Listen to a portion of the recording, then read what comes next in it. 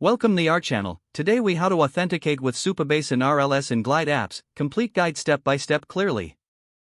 Start by creating a new Supabase project. Visit the Supabase website and sign in to your account.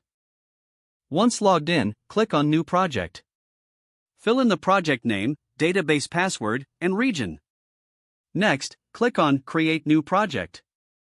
Wait for the project to be initialized. Once initialized, navigate to the Table Editor section. Create a new table called Users. Add fields for user ID, email, and any other necessary information. Set the user ID as the primary key. Next, go to the Authentication section. Enable email auth to allow users to sign in using their email. Now, move to the Policies section for row-level security, or RLS. Enable RLS for your users table. Create a policy that allows users to insert their own data. Use the condition auth.uid equals user_ID. This ensures that users can only interact with their own records. Next, set a policy for selecting user records. The condition should again be based on auth.uid equals user_ID. Now, head over to Glide and create a new app. In your Glide app, navigate to the Data tab.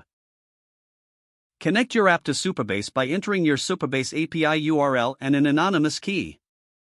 Next, set up authentication within Glide. Select Sign In and choose the Supabase option.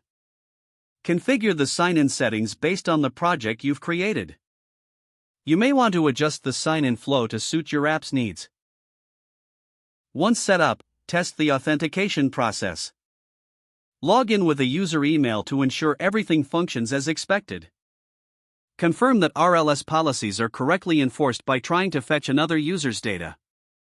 Debug any issues that arise during testing. After confirming functionality, finalize the app design within Glide. Don't forget to like this video and subscribe to our channel for more step-by-step tech guides.